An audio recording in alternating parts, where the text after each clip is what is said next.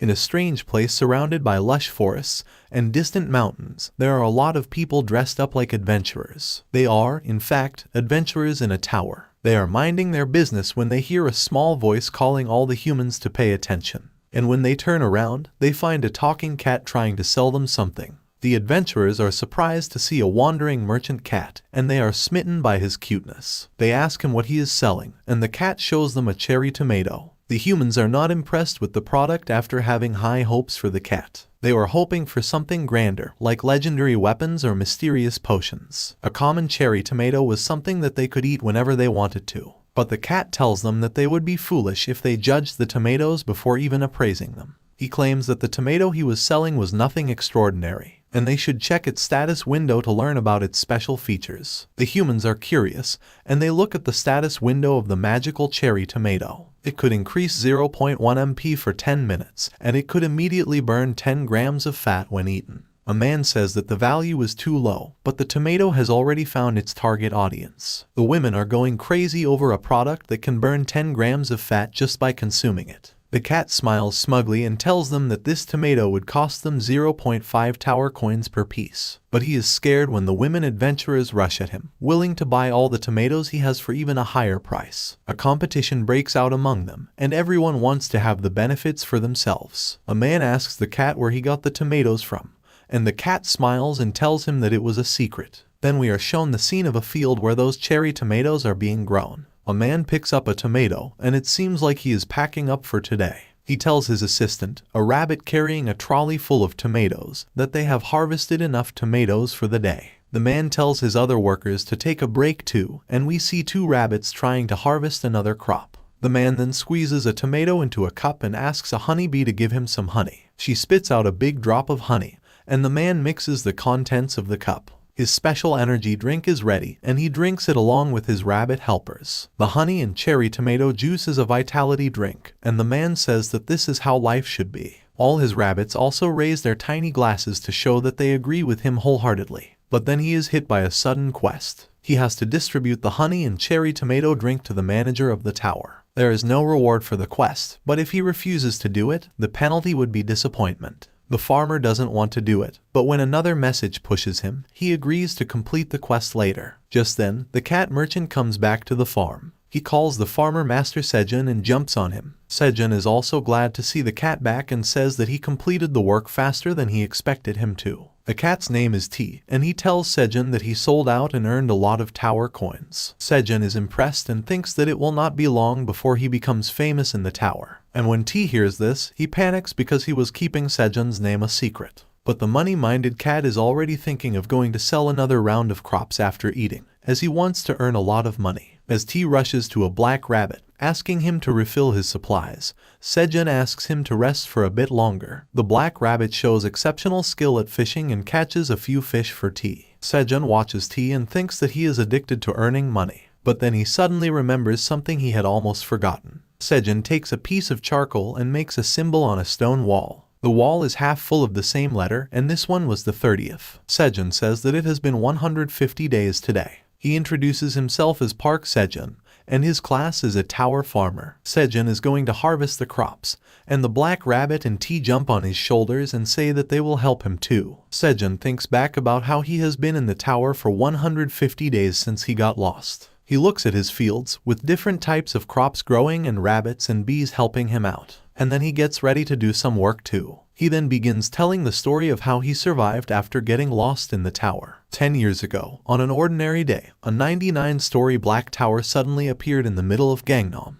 And it was not just in Gangnam but in every corner of the world. A total of 100 towers appeared, and every country started to investigate them. But all anyone could find was the height of the tower, which was 990 meters, and that it was made from a material strong enough to withstand nuclear bomb explosions. But then one day, people started coming out of the tower, walking right through the wall. There was an uproar, and the news reporters surrounded them. They asked the returners how they entered the tower in the first place, and the answer they got was that one day, a black hole appeared in front of them, and they got sucked into the tower. When they opened their eyes, they found themselves on the first floor of the tower. The news gathered everyone's attention, as the same incident was happening all over the world. The people who had gone missing a little while ago were suddenly found coming out of the tower. The following discoveries were made by collecting information from different people who escaped the tower, and they will be made public soon. All 100 towers are connected to one another, and when a person entered the tower, they would find themselves on the first floor. There, they would have to pick one role, either a warrior or a magician. A man is saying this in a press conference. He says that monsters start appearing on the second floor, and every time they clear a floor,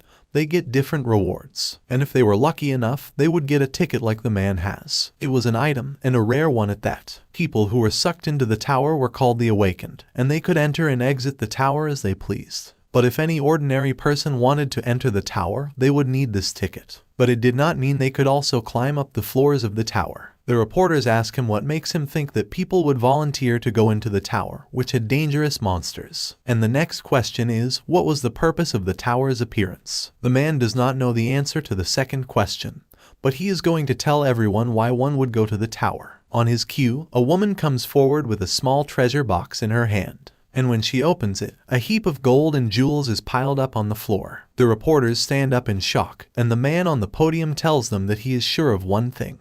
Going up the tower will give them money. This was all a way to get people interested in entering the tower. The Awakened Association had the monopoly over the tickets, and they were charging a ridiculously high amount of money for them. The news of the ticket prices rising from 150 million to 200 million won is live, and a woman is watching it on her smartphone. She is in a mall shopping for vegetables and starts talking with the cashier. She complains that people were putting their lives on the line to make money in the tower, but it was too much for them to charge $200 million for one ticket. She asks the young cashier if he agrees with her, and he nervously tells her that she is right. He was Sejun, 26 years old, and trying to save money for something special. He calculates his savings and finds that after deducting all his expenses, he had about $12 million to spare. He wonders how he could keep his dream alive if the prices for the tickets increased again. He is walking home after his job, and he asks himself, when will he be able to buy a ticket? But he knows that the better question was if he would ever be able to buy the ticket. He is tired of hustling so hard for money, but then he snaps out of his despair. He shouts at himself to keep his spirit up and not give up.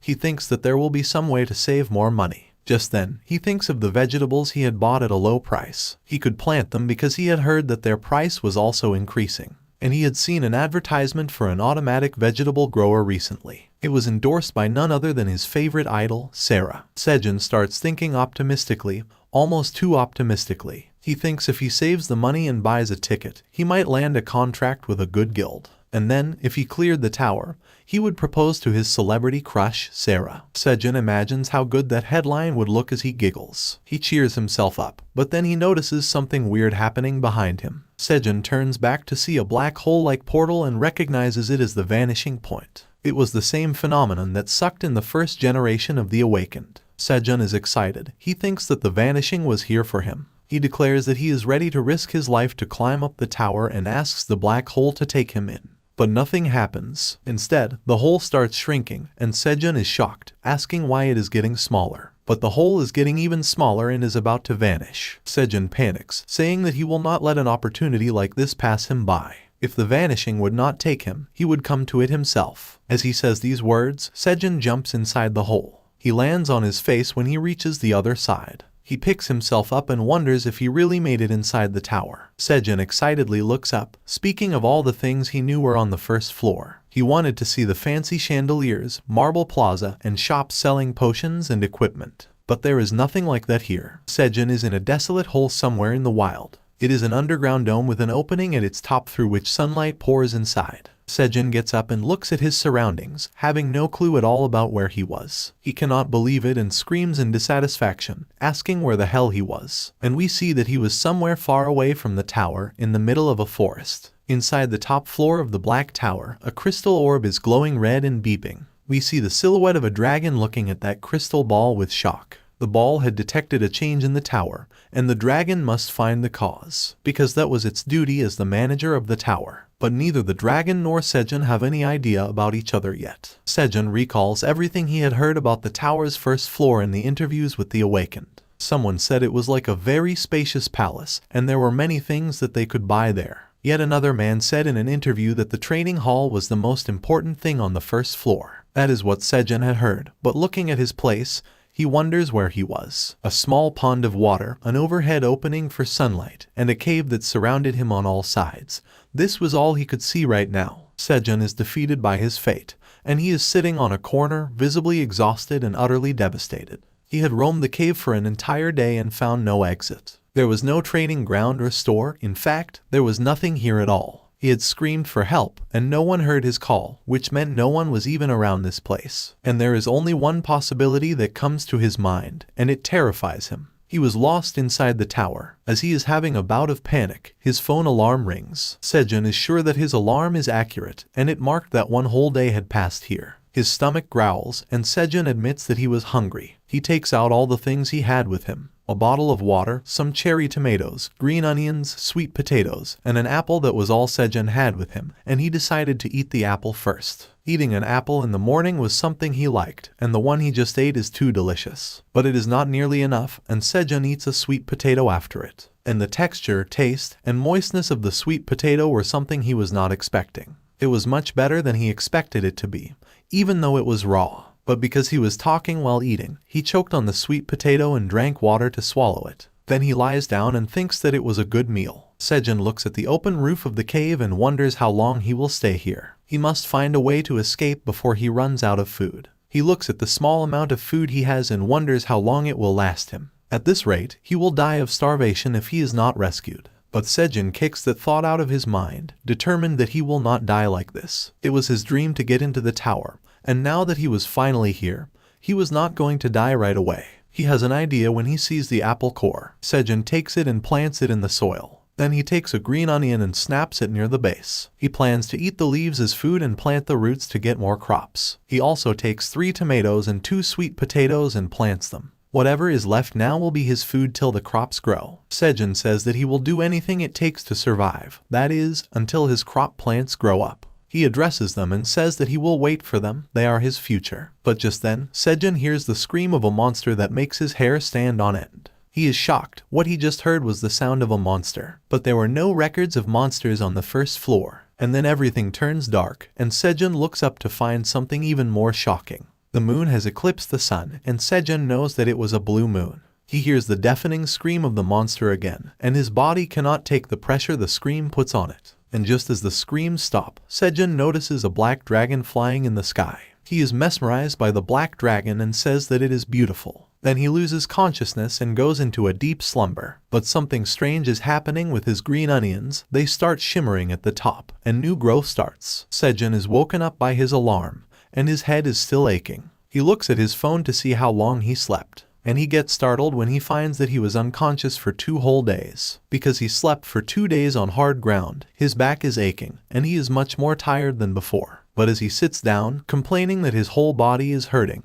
his back gets some support. Sejun turns back to see a plant and wonders where a tree came from. But then he looks at it again and finds that it was a green onion plant, the same one he had planted. All of them had grown, and they were gigantic. Sejun is perplexed. He wonders if green onions could grow this big in just 2 days. He realizes that this unnatural growth must be a property of the tower. He had seen a documentary that taught how the growth of plants was dependent on the environment. And he is sure that the tower's power has affected the green onions. Sejun is hit by the realization that maybe other crops are also ready now. And as he excitedly checks them, he finds that tomato seedlings have also emerged from the ground. He is excited about his plants growing, but then he notices that the green onion plants are blocking sunlight. He decides to cut them off so that his tomato seedlings can also get sunlight. He breaks the green onions a fair bit above their base, and it is a harder task than he thought. Sejun has finished harvesting, and he wonders what the green onion leaf would taste like. He takes a bite and burns his mouth because the leaf was spicier than anything he had tasted before. He splashes his mouth with the water of the pond, complaining that the leaf is much more spicy than the original one.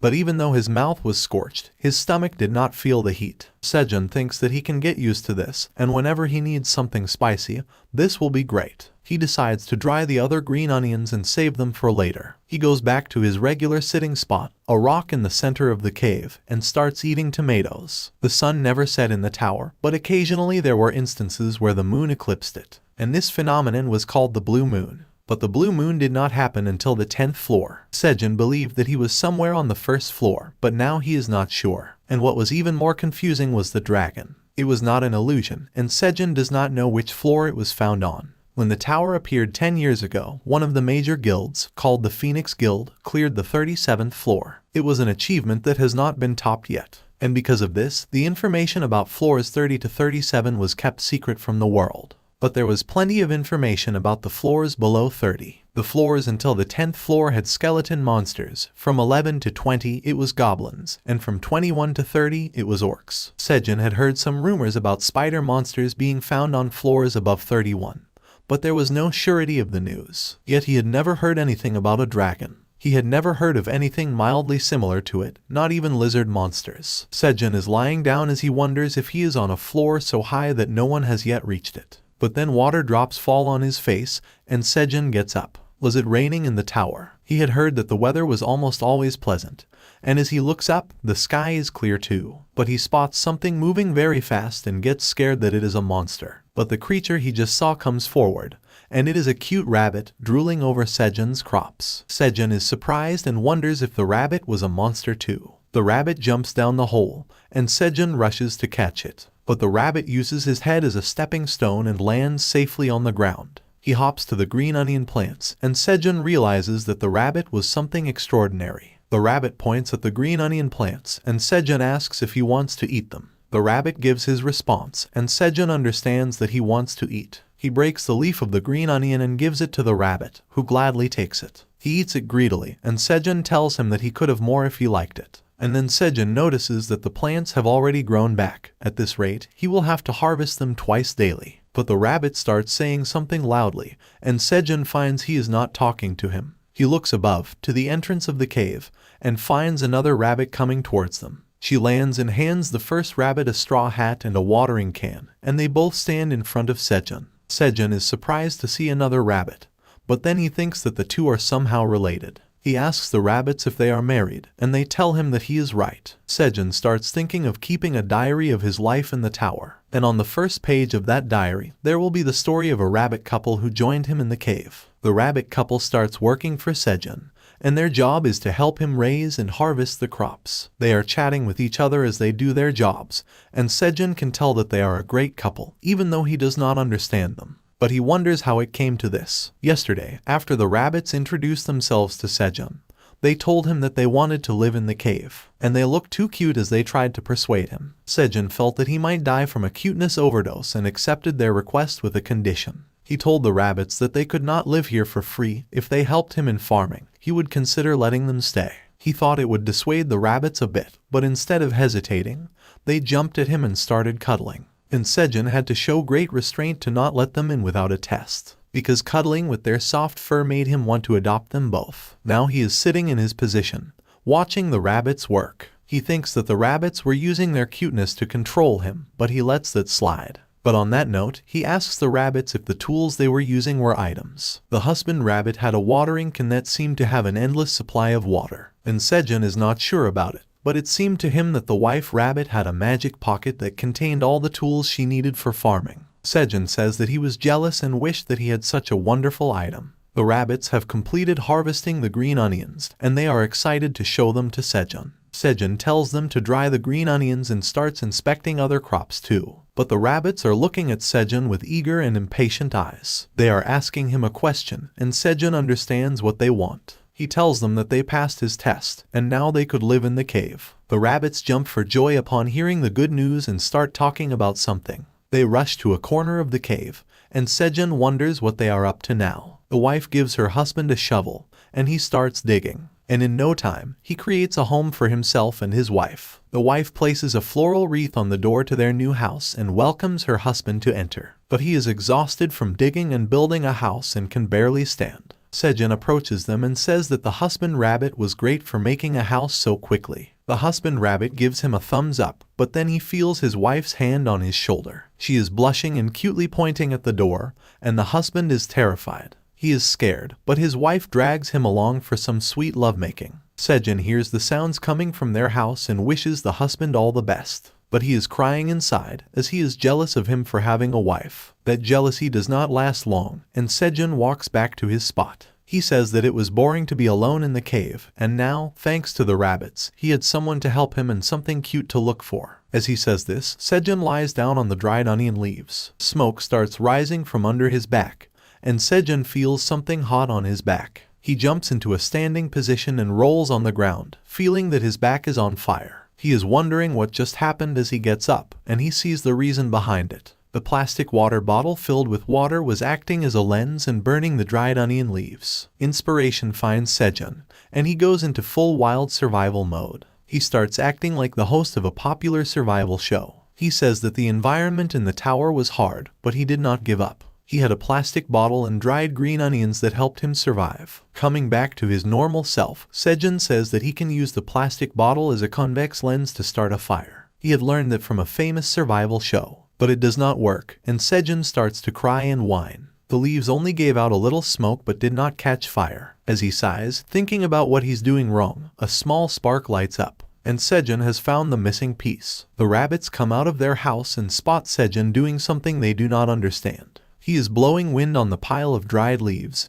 hoping that they catch fire. The rabbits approach him, and Sejun asks them to blow wind on the leaves while he uses the bottle as a lens. They start working together, and Sejun begs for a fire to start. And just after a little while of trying, the leaves catch fire. Sejun is elated. He finally has fire. He looks back at the onion plants and decides to cook them. He cooks one stalk over the fire, and the rabbits stare at him with confusion. Sejun thinks that his onion was cooked enough. He peels the burnt part and then takes a bite. The rabbits see him shuddering, and Sejun lets out a cry of joy. The cooked onion leaf was so sweet that Sejun was overjoyed. He thinks that his mouth felt like a green horse running wild in a green field. He repeats that it is delicious and starts roasting another one. The rabbits are also curious about what difference cooking would make, so they roast one for themselves. And as they eat it, their eyes gleam with the joy of eating something so sweet. This is the second entry in Sejun's diary about staying in the tower. He discovered fire, ate warm food, and went peacefully to bed. Many days have passed, and now Sejun is used to the lifestyle of a farmer. He wakes up in the morning and goes to wash his face at the pond.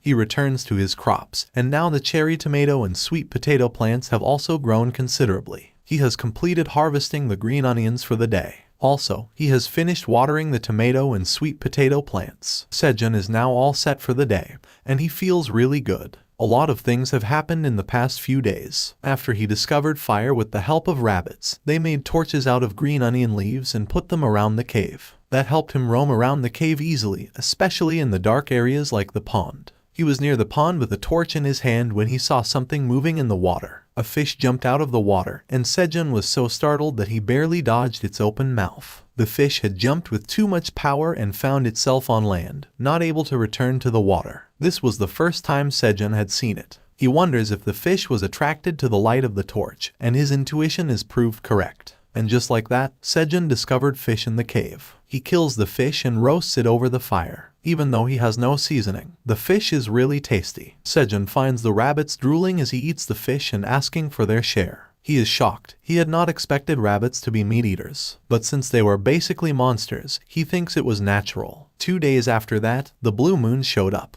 And using his phone, Sejun found out that the blue moon appeared every 30 days on this floor. He was using a laptop and a power bank to keep his phone charged so that he could keep track of the date. But their batteries also dried out eventually. So Sejun had no choice but to start marking the number of days on a wall. And this was how he was keeping track of time now. Back in the present, it is the 61st day. And Sejun thanks the rabbits that go to bed exactly at 7 p.m. and wake up at 5 a.m. Because of that, he can keep counting the days without making mistakes. And even though the sun never set inside the tower, their body clock was adequately reliable. And a few days ago, something amazing happened. We see the tired husband rabbit open the door of his house, and without wasting a moment, a group of baby rabbits bolt out. They were the children of the rabbit couple that were recently born. And now they are fond of Sejun, who is their uncle. They run straight at Sejun and jump on him, casting him to the ground. They are really cute, and Sejun cannot get enough of their cuteness. Even as they chomp his face, he laughs and enjoys their company. Sejun looks at the sleep-deprived husband rabbit and says that it must be hard raising babies. But right now, he says that he will take care of the babies for a while, and the couple should relax and eat breakfast. The cherry tomato plants have started flowering, and Sejun takes the baby rabbits with him to check them out. The babies are frolicking around on the farm as Sejun checks out his plants. The flowers have bloomed, and even though they were tomato flowers, Sejun now thinks he has a flower garden. To bear fruit, pollination is necessary, and he has to do it manually. Sejun uses a small stick to artificially pollinate the flowers, but all the bending and working is taking a toll on his back. He says that it would be great if there were bees around here, but thinks that he is asking for too much. A baby puts his face inside a flower and gets pollen on his face. He sneezes, and Sejun starts laughing. But then Sejun notices something. The tomato plants have started to bear fruit. After so long, his hard work is starting to show some results. Sejun celebrates the first fruits of his cherry tomato plants and dances with the baby rabbit. This day is the one before the blue moon, and as it is about to approach, Sejun makes preparations to survive it. He puts out the fire and stores a small amount of burning leaves under huge boulders. He is wearing makeshift clothes made from onion leaves and thinks that it will be enough to stay warm and hidden. The rabbits also head back to their homes as the time for the blue moon draws near. There is something scary that happens whenever the blue moon occurs, and Sejun is confident that they are going to survive it like the previous ones. He thinks it's going to be a piece of cake and goes into hiding. The blue moon starts, and monsters start screeching throughout the forest. Sejun is not afraid, but he is tired and hopes that the blue moon ends soon. To prepare for an unlikely situation, he has already hidden the things with a strong odor and is now hiding in a corner. But since it is hard to tell how much time has passed, he is getting tired of waiting. The monster cries do not help either, they are far away, but they can still make him shiver. As he hopes that this blue moon also passes without incident, he hears a loud roar. It was different and more intense than the voice of other monsters, almost like it was close to him.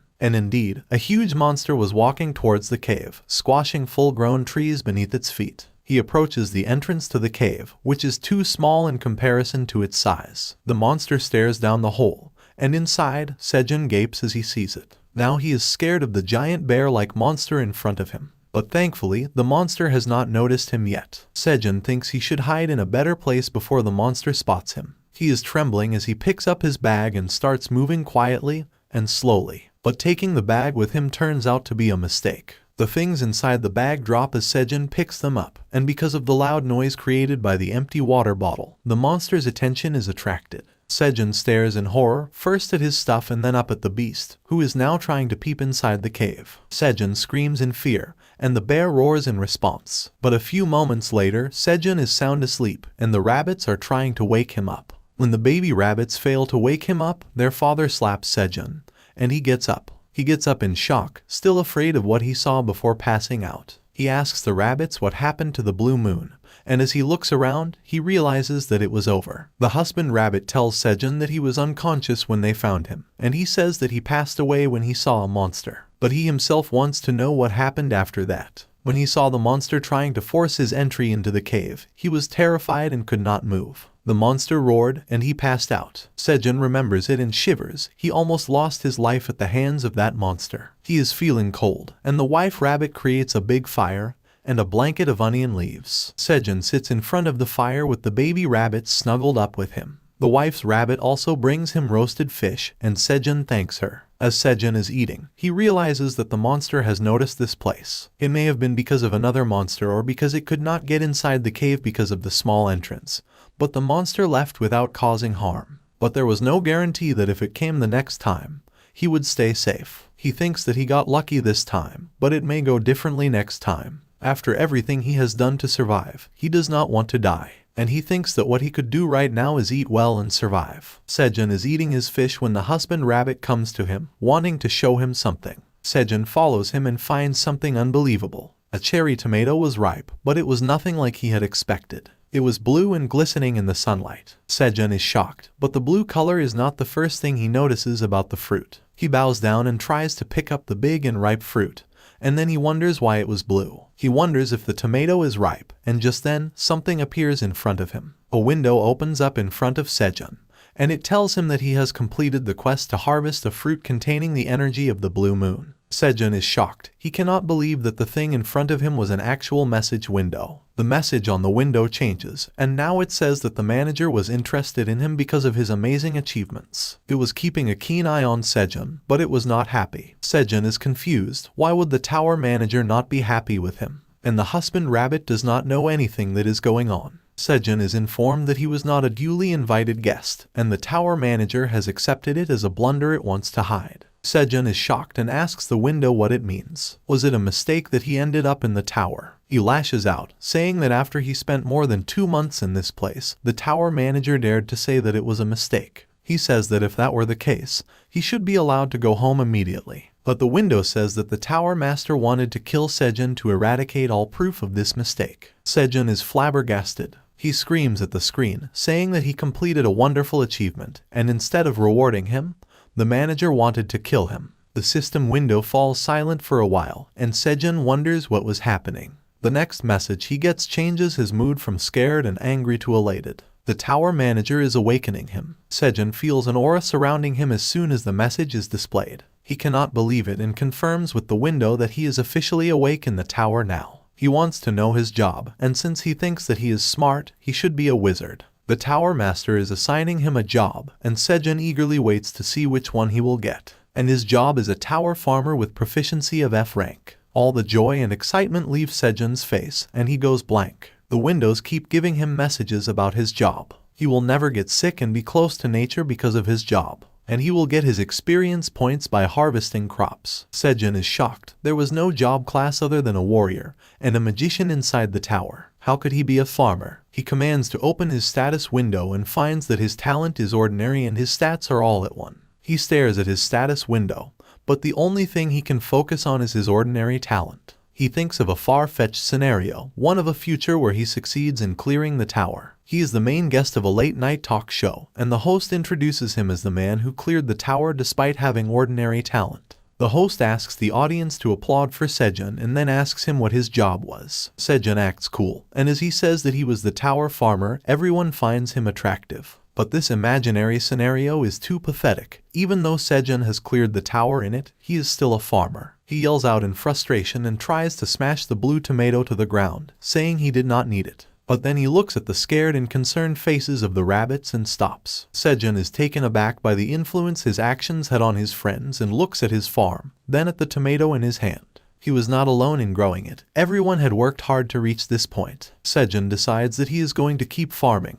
and the rabbits are happy. He looks at the blue tomato in his hand, and an information window opens up, telling him about the tomato. It was a magical cherry tomato, imbued with the power of the blue moon. Not only was it tasty and nutritious, but when consumed, it would increase 0.05 MP permanently. Sejun is shocked. The tomato in his hand was actually an item. Even though the effect was small, it was permanent, and it could boost one's stats. Sejun is amazed by himself. He grew something as great as this. But the tower manager is watching him, and he is not satisfied with how things are going. As Sejun thanks the rabbits and celebrates with them for achieving this feat, a message window pops up in front of him. A quest had been triggered. He had to offer the blue cherry tomato to the manager. The reward for the quest was a job-related skill, and the penalty for refusing was death. Sejun reads the entire message, and when he reads that the penalty was death, he is scared. He asks the window if it wasn't a joke, and if it was in poor taste. Sejun is shocked when he reads that the penalty for refusing the quest is death. In front of him, the window was open, and Sejun could still not believe that something so extreme was happening. He accuses the admin of blackmailing him and using the name of a quest to justify his actions. Sejun tells the admin that if he wants it, he should ask for it properly. If he played dirty games like this and made it look like he was giving Sejun options, that would not be good. Sejun is a bit relieved after venting his anger, but he says that how worthless was his life to the admin if it would kill him just for not giving up one tomato. But even then, the penalty of death cannot make him any braver. He gives up and offers the blue tomato to the administrator, who asks to spare his life. The tomato in Sejun's hands vanishes, and he receives the message that he has completed the quest. The next window has the quest reward, and Sejun is excited to get the reward. He knew it was a job-related skill, but since he was focusing solely on the death penalty, he forgot about it for a moment. Sejun flatters the tower manager and calls him generous. Then he decides to check what kind of skill he has and opens the quest reward. The reward is the skill sowing at level 1. It slightly increases the probability of germination when a seed is planted. Sejun does not understand how to react, but he sure is disappointed.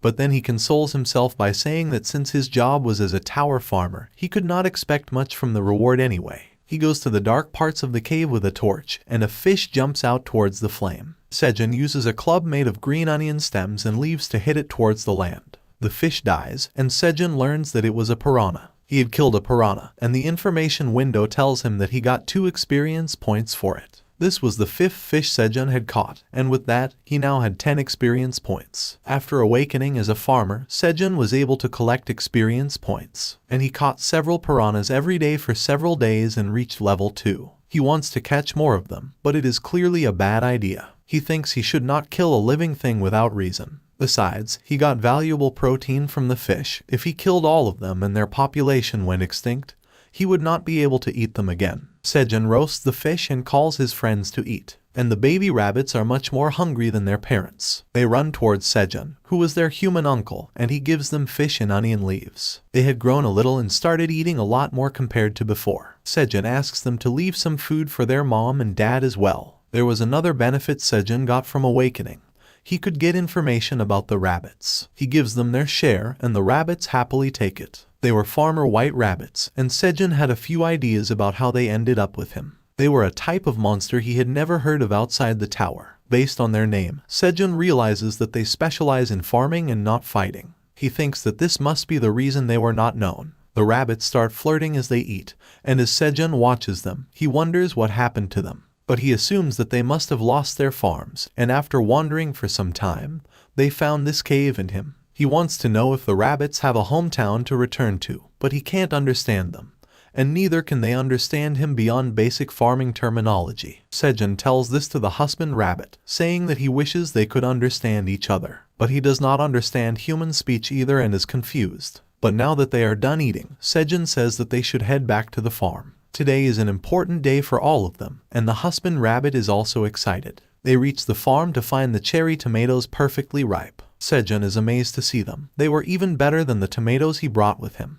The rabbits are also pleased to see the red tomato fruits. Sejun gets sentimental as he says that now is the time to harvest them. They had worked so hard to grow them. They had harvested one after the blue moon, but it didn't count. Sejun is nervous as he goes to harvest the first tomato. His hand is trembling, and the rabbits are watching him anxiously too. But Sejun picks up a fruit, which easily separates from the branch. He exclaims that this was his first cherry tomato, and it had ripened so well. The tomatoes bring more good news with them. Sejun sees information windows telling him that he had harvested a well-ripe magical cherry tomato, and he would receive 10 experience points for it. Sejun is surprised to learn that these tomatoes were also magical, just like the blue tomato. He reads their information and finds that, when consumed, this tomato decomposes 10 grams of fat and increases 0.1 MP for 10 minutes. The MP effect could be stacked up to 10 times, and the maximum time limit for that would be 1 hour. Below this information is Sejun's name as the cultivator of the tomato, and it is also mentioned that it was an E-grade item whose shelf life was 30 days. Sejun is impressed that even though the effect of one tomato was quite small, if 10 of them were eaten together, they could boost MP by 1. He wonders if other tomatoes are also the same and sets out to harvest them. He harvests a tomato, and it is also a ripe magical cherry tomato, as is the next one after that.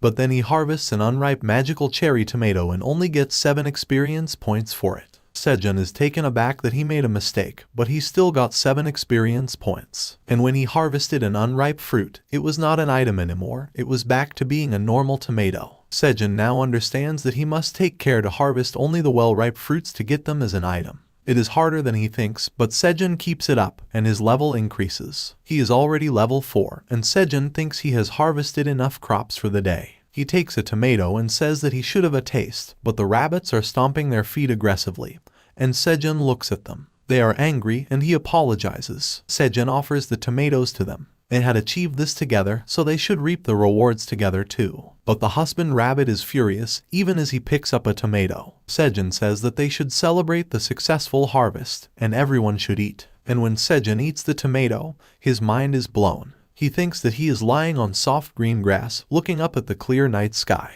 And then suddenly, a flare flies into the sky and explodes, a firework. Sejun gets up and looks at it with his mouth open. The fresh scent of grass and the sweet and sour taste of the tomato mix with that scent. Sejun feels that this feeling is similar to the fireworks in the middle of a summer festival. Sejun sheds a tear of joy as he remembers the summer and feels it in the tomato. The wife rabbit asks her husband if he knew what Sejun was saying, and he has no idea. The rabbits take the remaining tomatoes and store them in a makeshift storage facility. They cover the tomatoes with onion leaves, and Sejun is lying down and watching them. He thinks that the rabbit kids are now big enough to help their parents. He is ready to sleep on mattresses and with an eye mask, both made of onion leaves. Sejun says that they were indeed the children of farmers' rabbits. Sejun yawns and says that he should go to sleep now as he is feeling sleepy. And he is sure that when he wakes up tomorrow, another wonderful day will greet him. Sejun lays down and immediately begins to snore. But then a quest is issued for him. He must offer 100 magical cherry tomatoes to the tower manager. The reward was a job-related skill, and the penalty was the same as before, death. But Sejun is really asleep and does not notice the window. But then it suddenly starts ringing loudly like an alarm, and Sejun is forcibly woken up. He offers 100 tomatoes to the manager in frustration, and the manager is satisfied. It gives Sejun the reward for the quest. Sejun says that the manager was forcing him to do things, and he better give him something more useful this time. As he opens the quest reward, Sejun finds that he has received the skill harvest at level 1. It enabled him to obtain harvested crops in optimum condition even if they were slightly overripe or underripe. Sejun is disappointed and asks why he needs a harvesting skill. That is what he thought initially, but it was much more useful than the previous skill. Sejun admits to this as he harvests tomatoes with his husband's rabbit. Whenever he harvests slightly overripe or underripe tomatoes, an effect activates, and they are perfected to their optimum condition. As he does that, the proficiency of the harvest skill increases along with Sejun's experience points. He says that since he did not have to wait for the cherry tomatoes to ripen, it was easier and faster for him. They have finished harvesting, and Sejun tells the husband rabbit that they should take the rest of the harvest home. But just then, he gets another quest. Sejun was also anticipating it,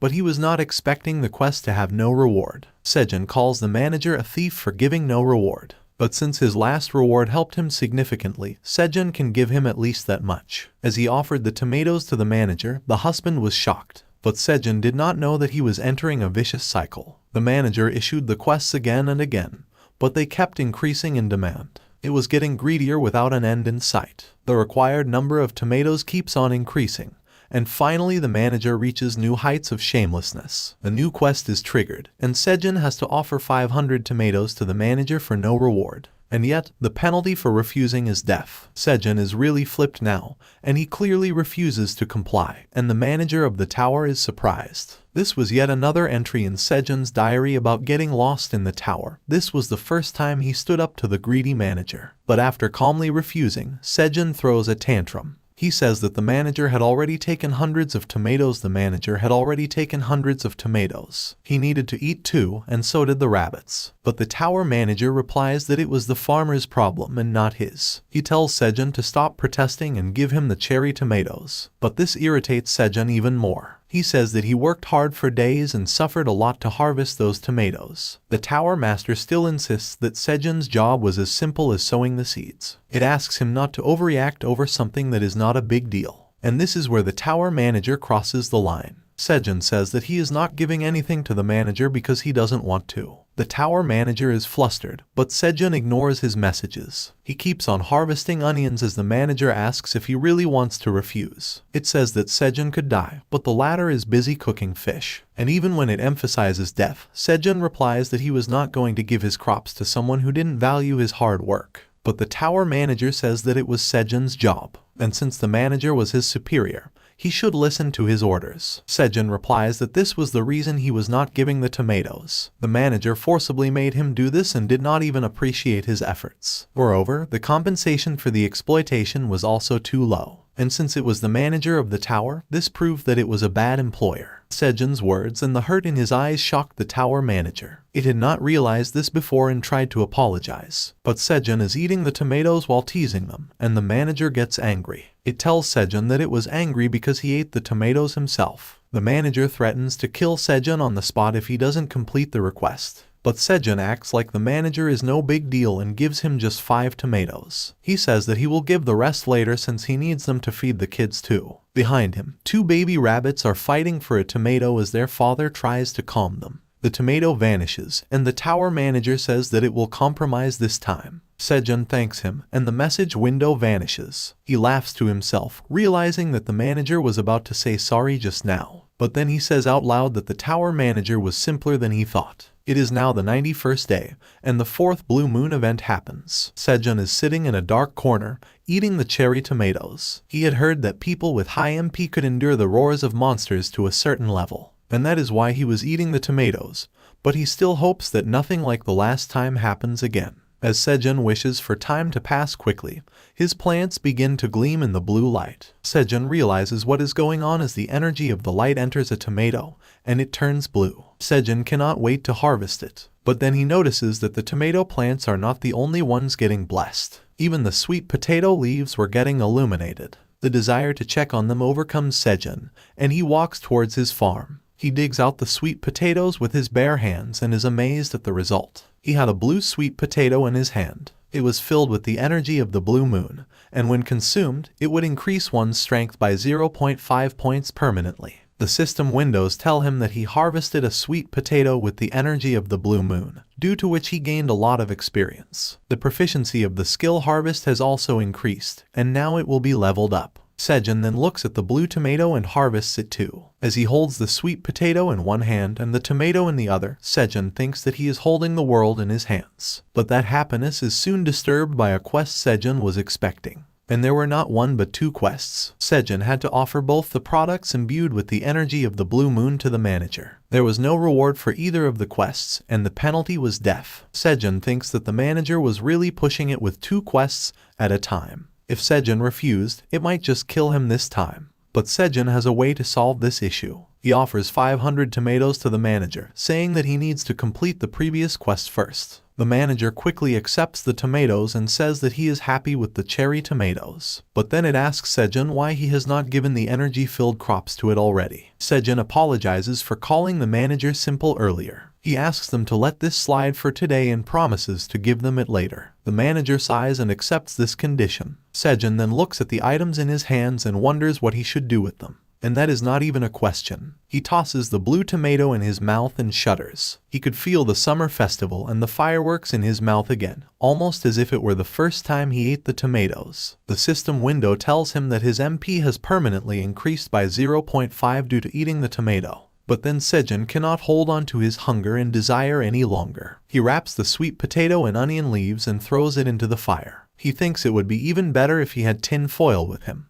But the multi-purpose onion leaves were also good enough. Sejun is happy and says that the time spent waiting for delicious food is the happiest time. The blue moon passes, and the rabbits also come out. And they all have questions for Sejun as they see him cooking something. He says that they had great timing. He was just about to call them. Sejun then excitedly says that he presents to them the sweet potato with the energy of the blue moon. And its delicious smell makes the rabbits drool. Sejun says that it was not much, but they should share it. But the husband rabbit stands in front of his family and stops them from taking up Sejun's offer. They are saddened as he tells them something, and Sejun realizes what the rabbit was saying. He wanted Sejun to eat the sweet potato himself, as there was only one. Sejun is touched and thanks the husband rabbit for being the only one thinking about him. But even as Sejun accepts to eat the sweet potato alone, he is hiding the fact that he has already eaten it secretly before. Sejun peels the sweet potato and takes a bite. But it is too hot, and he burns his tongue and spits out whatever he just bit in the sweet potato in his hand.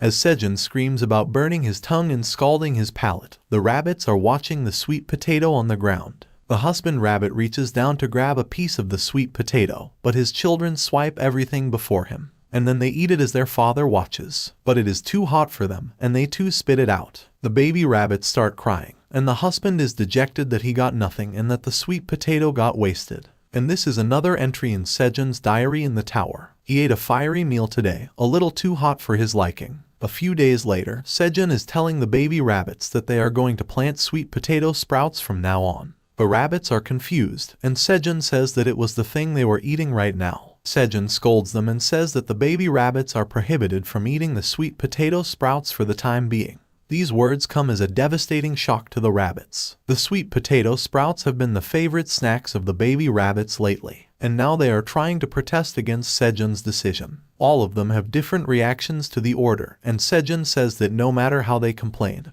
his decision is final. He thinks that there will be nothing left to plant if the babies keep on eating the sprouts. Sejun tries to convince the rabbits by saying that they will be having even better sweet potatoes for dinner. But if they helped him plant the sweet potato sprouts before that, he would give them a special snack. Sejun had decided to expand the farm area to cultivate sweet potatoes, and for that, he needed the baby rabbits to cooperate with him. And as soon as he tells them about the special snacks, they look at him with drooling mouths and gleaming eyes. Sejun tells them to start working, and the rabbits carry the sprouts to plant them. Their mother is harvesting the green onions, and Sejun asks her to leave one plant. It would then bloom a flower and Sejun could get seeds from it. He had reached the conclusion that he needed to plant a seed for something to become an item. After all, he had harvested green onions many times, but there was not a single one that was special. In the newly expanded farm area, the baby rabbits are hard at work. One of them digs holes and the other plants the sprouts in them. But in a corner, one of the babies is too greedy to part with his favorite snack. He cannot control his urge and takes a bite of the leaf. Reacting to that, his father smacks him for doing something like that. Sejun is also harvesting the tomatoes, and he gets a lot of messages from the tower system. He had a little bit of experience, but it was the final bit he needed to level up.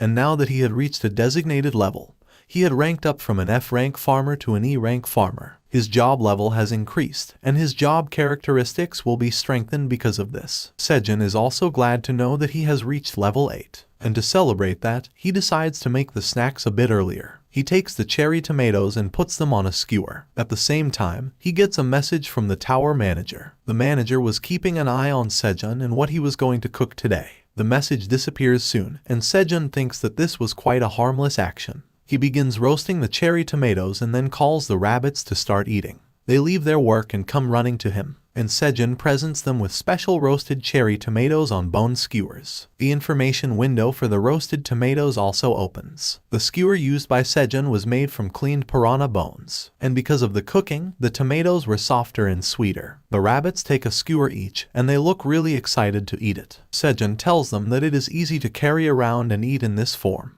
but he also warns them that it was quite hot and they should blow before eating it. But the rabbits are already enjoying it. Then he says that since the sweet potato sprouts were already planted, they should dig some sweet potatoes for dinner. As Sejun digs the sweet potatoes, he finds 5 sweet potatoes in a plant. He reads the information about them, and they are called strength sweet potatoes. It had similar effects to the magical tomato, but with strength. Anyone who ate it would get an additional 0.1 strength for 10 minutes, and this effect could be stacked up to 10 times in an hour. The other effect was that it would break down 10 grams of fat and help with bowel movements. And this bonus would also apply to those who had not awakened yet. Sejun counts that he now has 15 sweet potatoes, which means he got 5 potatoes for each one he sowed. And that was pretty good for a first harvest. But then Sejun spots a fallen potato sprout. He plants it, thinking it would be a waste to leave even a single sprout. But then he gets messages from the system saying that the proficiency of skill sowing is increasing because of this action.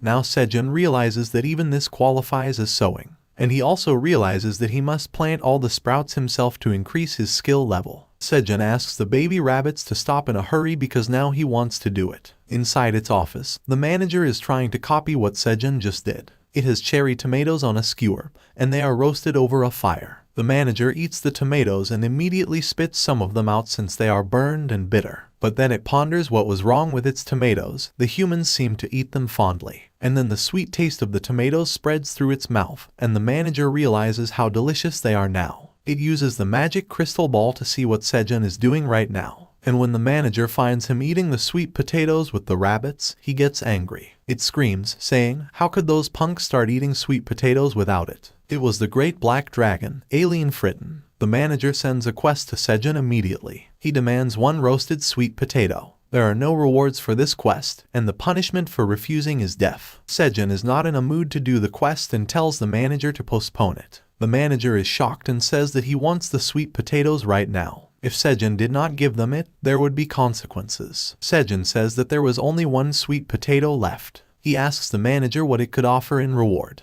The manager considers it for a while and then revises the quest. A reward is added for another job-related skill. Sejun thinks that this reward is good enough and offers the sweet potato to the manager. He opens the reward and finds that it is a level 1 seed store. When this skill was activated, Sejun could buy a product at the seed shop every 30 days. Sejun is overjoyed. A seed store meant that he could purchase things inside a tower that were similar to what other awakened had.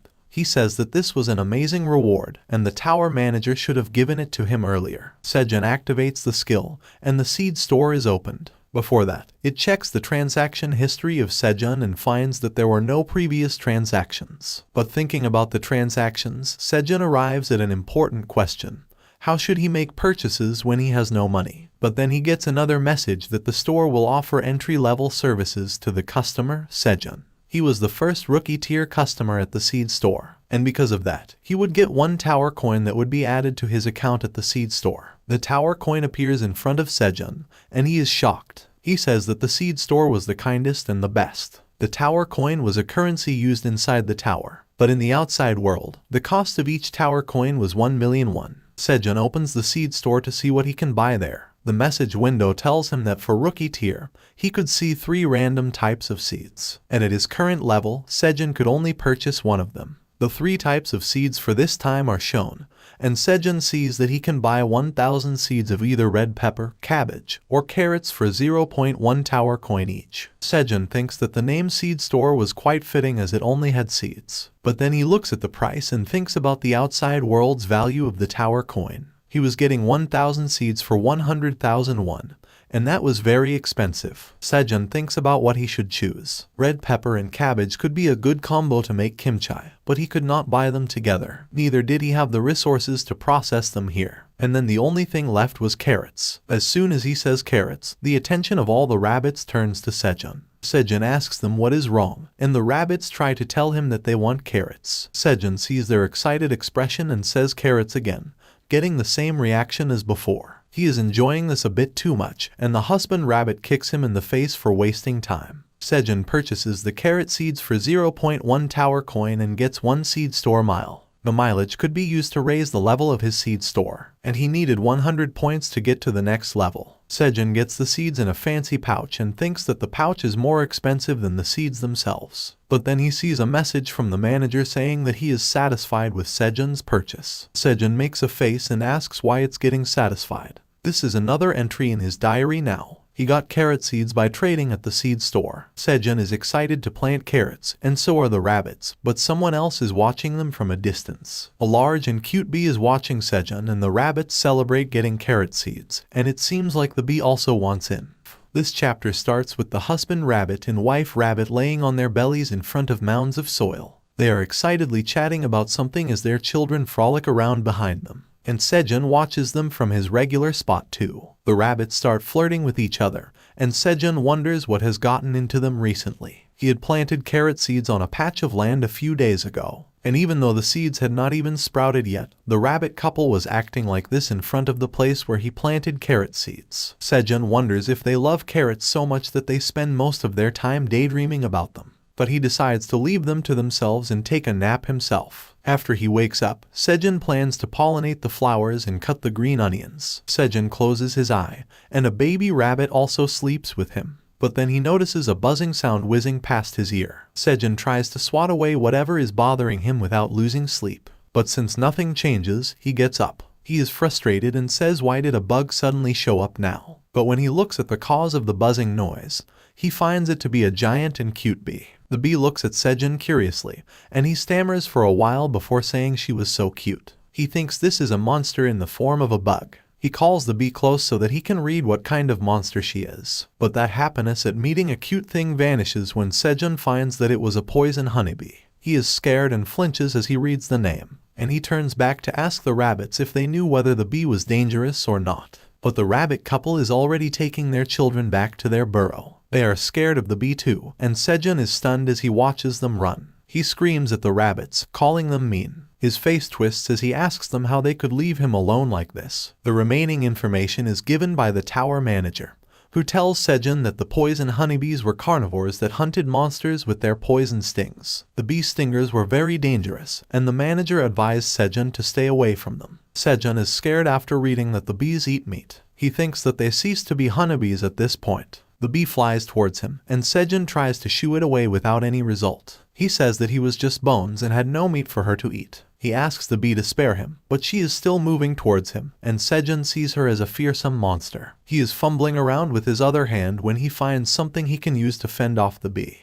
It is just a broken tomato branch with a flower, and Sejun swings it towards the bee. He asks her to eat it instead of him. The bee curiously looks at the tomato flower, and Sejun is still afraid of her as she moves towards the flower. But when he opens his eyes, he finds that the bee was actually feeding on the flower. Sejun is shocked, but then the bee smiles at him after feeding. Sejun asks the tower manager if he is sure that the bees are carnivores, and there is no reply from the manager. But then Sejun remembers something very basic: bees love nectar. He approaches the honeybee and tells her that if she was hungry, she could feed on other flowers as well. Sejun tells her to eat to her heart's content, and the poison honeybee flies to the flowers happily. Sejun smiles at himself. While he was initially scared, he found something good after all. At this rate, he will not have to artificially pollinate the cherry tomatoes anymore. Then he spots the rabbit family hiding behind his rock. Sejun gives them a scornful glance and says that they ran away because they were worried only about themselves. And he asks them how they still had the nerve to come back. The rabbits try to soothe Sejun's anger by clinging to him and acting cute. And he says that he will not stop being mad at them. But then the poison honeybee returns after feeding. She flies straight towards Sejun, and he takes a few steps back until he is forced to stop by his rock. He asks the bee if she is not full yet, and as she comes close, Sejun is worried about his safety. But the bee lands on his stomach, and after adjusting his t-shirt a bit and stretching, she lays down in her sleeping position. Sejun also realizes that the bee did not mean to harm or scare him, she just wanted to sleep. And he feels that she was too cute even while sleeping. But a small part of his mind is still anxious, and Sejun asks the bee that she isn't going to sting him. And this time, the rabbits have also not run away. Sejun has another chapter to add to his diary about getting lost in the tower. His family in the dungeon gained one more member today. A few weeks have passed since Sejun's first meeting with the bee, and the tomato crops are ready to be harvested again. The wall where Sejun was marking the number of days is also showing 24 characters. Each character meant 5 days, and that means he has been here for 120 days. We see Sejun harvesting tomatoes along with the wife rabbit while the husband rabbit is watering the carrot seedlings, and the baby rabbits are still playing around. Sejun is getting disturbed by the baby rabbits playing near him, and he scolds them and tells them to go somewhere else. The baby rabbits run away without a care. And then Sejun looks at the rest of their siblings. They were also busy playing with each other, and he felt good seeing them so carefree. He says that they were having a great time. And of course, they had to play around when they were still young. And then the poison honeybee also comes to him and sits on his shoulder. Sejun asks her if she has sucked all the nectar for today as she lands. Sejun remembers that several weeks have passed since the poison honeybee came here and became a member of their family. He tells her that it is going to be lunchtime soon. And the bee is also excited about it as she rubs her cheek against Sejun's cheek. Sejun says that the routine of the poison honeybee was fixed. She goes to work in the field in the morning, and that is also when she sucks nectar. And then, in the evening, she returned to the forest outside the cave. And thanks to her, Sejun's workload had decreased. Sejun calls the rabbits, saying that it is time to eat. And they all come running towards him. Sejun thinks that the poison honeybee was probably not going back to her group or her hive. Maybe she did not have a hive. As they are eating, Sejun is holding a roasted green onion stem, and the honeybee is sitting on it. She had started spitting honey a few days ago, and right now, she was doing the same. The honey spreads over the roasted onion stem, creating another dish called honey onion. The sweet flavor of the freshly roasted green onion was enhanced by the sticky and sweet honey of the poison honeybee. And Sejun is the one who knows the truth about the statement. He takes a bite of the honey onion and exclaims that it is sweet and delicious. And the rabbits also share the sentiment because they are also eating the honey onion. Sejun talks to the honeybee and tells her that he was scared of her at first. He thought that she was poisonous and, hence, dangerous. But thanks to her, he was able to quickly get honey. And he also expanded his field with her help. As Sejun enjoys the honey onion, he says that in a few months, he will eat so much honey that it will match what bears in the wild do. He used to be jealous of bears for eating too much honey, but that would stop happening in a few months. The Tower Master also gives Sejun a message, saying that it is happy for him. But he does it where Sejun cannot see it immediately. And as Sejun turns to see the message from the Tower Master, it disappears. A few more days have passed, and Sejun thinks that the blue moon is also going to come soon. He is reading the characters on the stone wall while the baby rabbits are playing and eating. Sejun is worried a bit about the blue moon. Even though nothing bad had happened yet, there were chances that things might go wrong at any time. He hopes that the blue moon goes safely this time as well. It is the 121st day after getting lost, and it is also the day of the blue moon that occurs every 30 days. Sejun is carrying a bag made of onion leaves and full of cherry tomatoes. He puts them inside their usual food hiding place, a rock circle covered with green onion leaves. Sejun is also wearing a jacket made of green onion leaves, and he says this much food will be enough. The poison honeybee had also not come to their farm for a couple of days, and Sejun thinks that she was also preparing for the blue moon somewhere.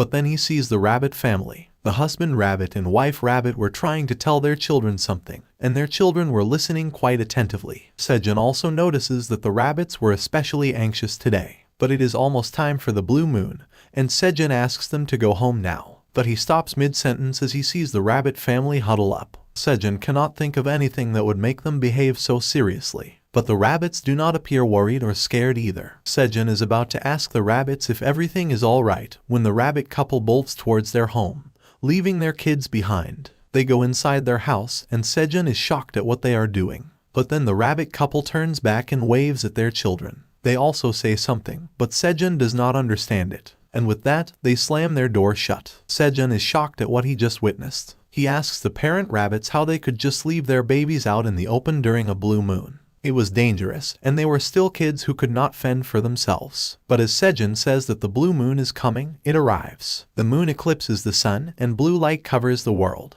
And Sejun hears the roar of a monster coming from behind his back, and he goes speechless. He nervously turns back to see what was happening and sees a sight he will never forget. There is even more noise and even louder roars and growls, and they were coming from the baby rabbits, and they looked nothing like their cute selves now. Right now, they were ferocious monsters who seemed to have lost their reason. Sejun silently watches the baby rabbits, who have suddenly transformed into something monstrous. They had grown in size, their fur had turned white and their eyes red, and they had sharp claws and fangs. And as the baby rabbits roar, Sejun wonders what in the world is going on here. With this, the chapter ends. What did you think about it? If you enjoyed it, please like and comment. And also subscribe to our channel for more such videos.